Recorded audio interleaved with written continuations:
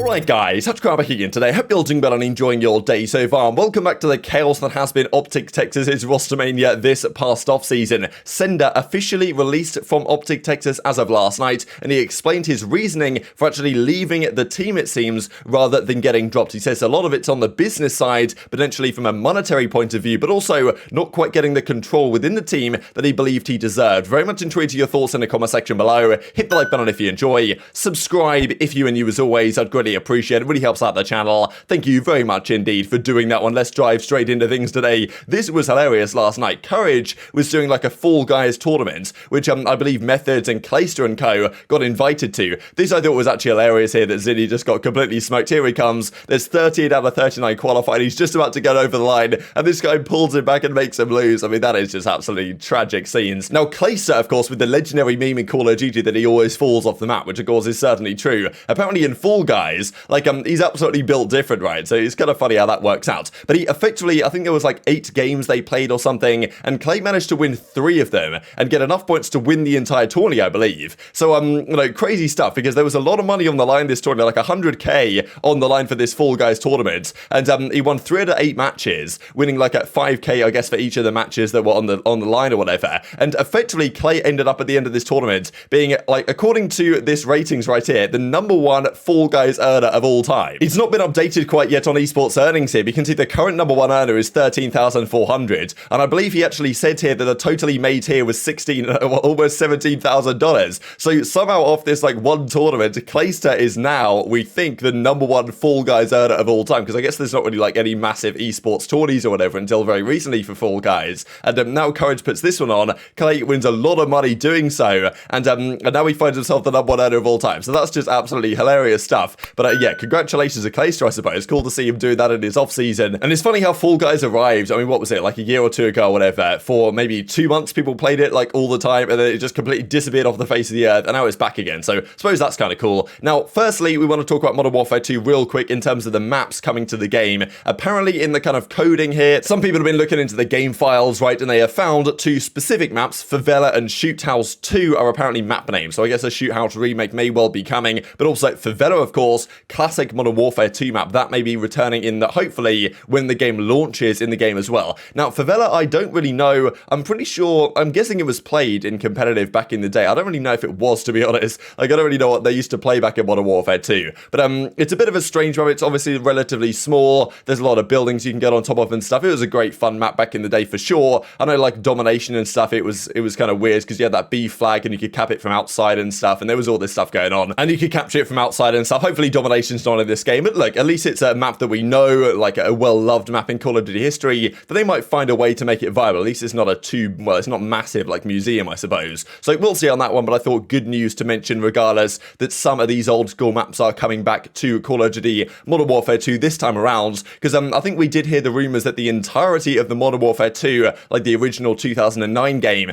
all of the maps are going to get remade at some point for this upcoming title, but they probably won't launch with the game. The rumor has it that they're going to come effectively for year 2, which, you know, of course is going to be good, but it'd be nice to see some of them arrive earlier, so we at least have some maps we know what they're going to be like when the game launches, because there still are some questions there. The beta maps were okay, but like, they weren't really ideal, let's just say, for competitive. We're hoping that in the, 12 more we get when the game launches, there's going to be some that are viable, but it's still far from guaranteed. So maps still a bit of a concern right now in the competitive scene. Morgs, Chino, Noisy, and Mines, that's a team of 4 going into next season. And speaking of rosters, here we go from Hitch's tournaments coming up in just a couple of weeks' time now. Of course, we're into October. Team announcement, Team 3. This might be my favorite team they've actually come up with so far. We saw a couple of days ago Scump's team. We saw, what was it, like Karma's team yesterday. This is the 3rd team, which I just think is absolutely hilarious. Okay, so here we go. We'll just get through this. So we knew the first 2 already. Of course, it's going to be Crimsix #1. He's on this roster. Obviously, Black Ops 2 Legends. This obviously a classic clip with the 1 versus 2 against, I think it was Spacely and Huddle or whatever. The funny thing is here, people don't even notice. You can see Parasite in the background. I don't know if you guys have noticed this before you've watched this clip, but there he is in the background. And yeah, Crim, of course, Black Ops 2 Legends. Of course, we've got X here as well, Mr. X, all the boys. But yes, Envoy is going to be the second guy on this team, so it's Crimsix, Envoy to start out the roster, and then to finish out the roster with JCap. Of course, we knew that Envoy and JCap were going to be 2 of the guys on the team, and then the 4th and final man is none other than the Slayer. So X is here, X, Crim, Envoy, JCap. That sounds sounds like a great time. Honestly, a pretty stacked team, let's be honest. From a Black Ops 2 perspective, like, you know, Cat back there,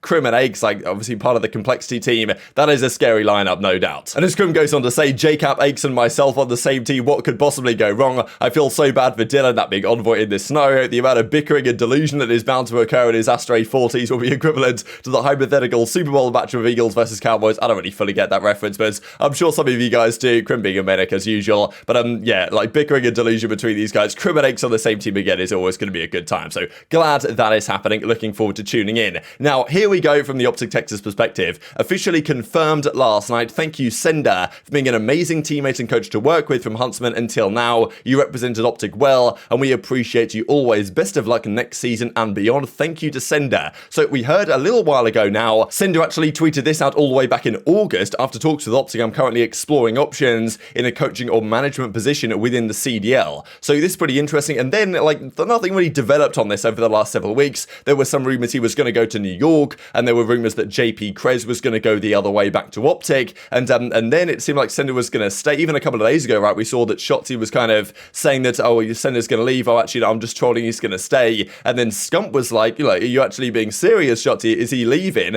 And Shotzzy was like, no, I'm trolling. And then Scump was like, okay, good, like, because I think Scump really likes Sender and everything. So it's an interesting one that seemingly even internally they didn't really know what was going on until just a couple of days ago, maybe, when Sender has now been confirmed to be leaving the team. So I think when a lot of people saw Sender's tweets and stuff, the implication was that OpTic have decided to get rid of him, right, and decided to move on from Sender effectively. And I don't think that's really what's happened here, but at least to some degree it might be, just because Sender may have had kind of like a, well, what he wanted from a salary perspective or from like a role perspective, and they decided maybe not to match that, because he goes on, I'll share a clip here from the video, but he kind of explains his decision making, saying, look, he loved being on OpTic. Of course, he was there on Chicago Huntsman when they were kind of pre-OpTic, right, or in that kind of middle ground period under NRG. Then he was on the OpTic Chicago, and then of course on OpTic Texas most recently. So he's been there for 3 seasons, right, at Sender, and you know, well respected, I believe, within certainly the circle of players on that team. And he says, look, I love being on OpTic, great organization, really enjoyed the players, but from a business and kind of personal perspective, the situation really wasn't what he wanted. So you guys, I'll share the couple of clips here. You guys can read between the lines to some degree of what he's talking about.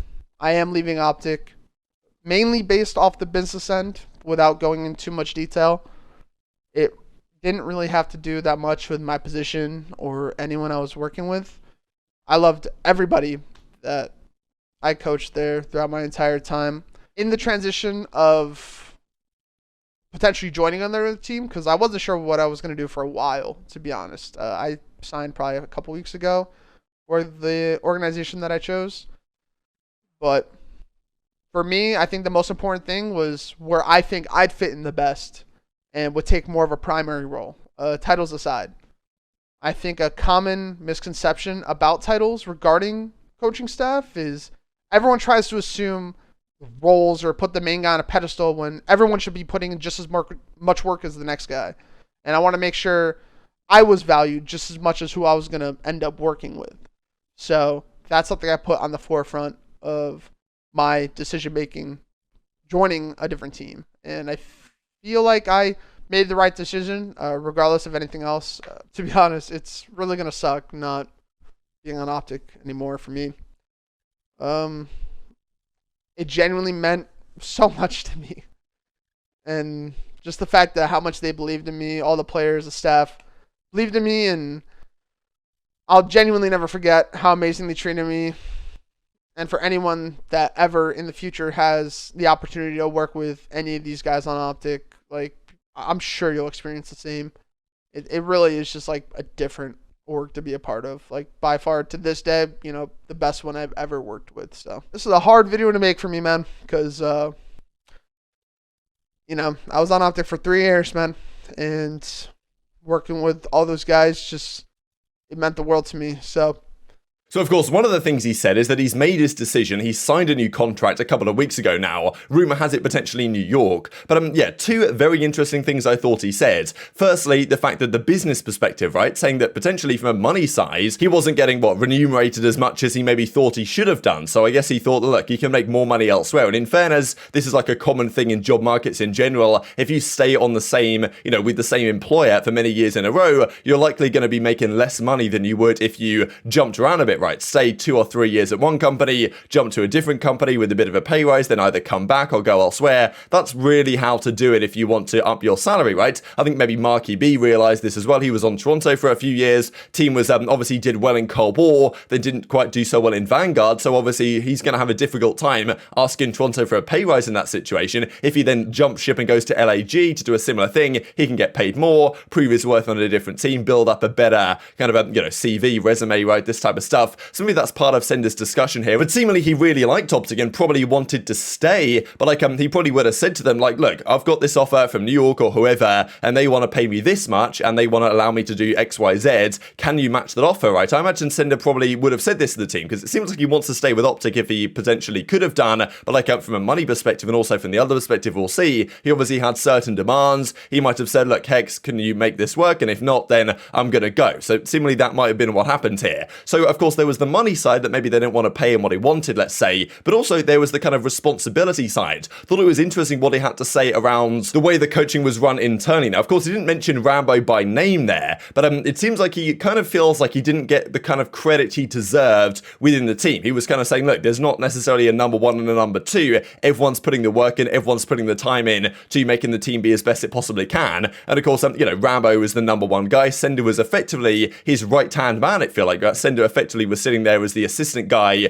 to Rambo. And I can understand that Sender, after going from being the head coach on Huntsman and on the OpTic Chicago team, now going into an assistant role where he's effectively just, the second guy. And when people talk about OpTic's coaching, they really only talk about Rambo, not necessarily so much about Sender last season. Then maybe he felt like he wasn't getting treated with the respect he deserved, either internally within the team, by Rambo, by the organization, by the structure, whatever, because he seemed to suggest, right, that like, look, he didn't have the control, didn't maybe even have the respect, because he also mentioned that, he hopes going forwards onto a new team that he has that respect as a coach within the system, right? So kind of implying that his current situation, he didn't necessarily feel that. He can maybe understand it going, as I say, from the head coach for a couple of years now to being the second guy. Like, Rambo gets all the plaudits, all the credit, maybe to some degree, and Sender maybe was seemingly kind of there to be the assistant really to Rambo and kind of do what Rambo wanted to be done, rather than kind of being equals in that sense, right? So interesting from Sender. Do you think this is valid or not? But of course, it does seem like he's going to go to another opportunity with probably more responsibility, right? He wants to be either the head coach somewhere or to at least be in a role either from a management perspective or do something a little bit more than he currently has. And that's kind of the strange thing really about this whole New York possibility, is that it's kind of clear to me that Guerrillas is going to stay the head coach on that organization. So if Sender was going to come into New York, then you can't really imagine him being the assistant coach again. Clearly he doesn't want to do that. So maybe he's coming into New York from a more like GM / coaching position where he can kind of like be the general manager, but also help to some degree with, I don't know, search and destroy or some other things he wants to actually help with the roster in. That's maybe an option there. So I think Sender seemingly to me just wanted, well, firstly more money, understandably, and secondly a bit more responsibility that maybe he didn't really feel like he was getting with OpTic, despite the fact that he really enjoyed and liked that organization, the guys and everything. So like there must have been a difficult decision for Sender, right? Because he's got to weigh up really enjoying and loving being on OpTic, but also the other alternatives. So what do you guys think about this, right? Do you think Sender's made the right call? Do you think that OpTic have made the wrong call not to kind of like maybe accept the salary rise or whatever? Of course, all speculation, but you can kind of read between the lines of what Sender is talking about there. And even iLLeY says, was a pleasure going to battle with you, brother. Best of luck wherever you end up, right? So obviously all the guys are giving a lot of credit to Sender and kind of saying farewell and attaches, best of luck with what's next as well. So where is Sender going to go? The present rumor, at least from a few weeks ago, was that he was going to join New York, right? I don't believe with Revan gone and everything, they really have a GM over there or anything. So I think there is the possibility that Sender will go to this organization. He said in the video that he made his mind up now a couple of weeks ago. So that implies to me that probably it is indeed going to be New York, just because it was about a couple of weeks ago these rumors were going around. So probably that's going to happen, but still, who knows, right? We don't know for sure where this is going to be. And of course, the other way around, right? On OpTic Texas's side, Sender is now gone. Like, do they want another guy to replace Sender, as in an assistant coach to Rambo? That's what they want for a certain salary number, because JP was linked, but now maybe that was not going to happen anymore. Formerly of New York, potentially as their analyst. So we shall see. But Sender leaving also puts OpTic in a bit of a predicament as well, because they've got to find out who their assistant guy is going to be, because a lot of the top teams, FaZe, Toronto, Minnesota and the like, they have 2, 3, even more coaches at times. When you consider all of the coaching stuff, coach, assistant coach, analyst, kind of like GM, S&D specialist, whatever, a lot of these teams really invest. And now OpTic just have Rambo, so they've got to make their mind up as well on who they bring in over the coming days and weeks. Very much enjoyed your thoughts on all this stuff in the comment section below. Hit the like button if you enjoyed, subscribe if you're new as always, always, take care, and I will see you next time.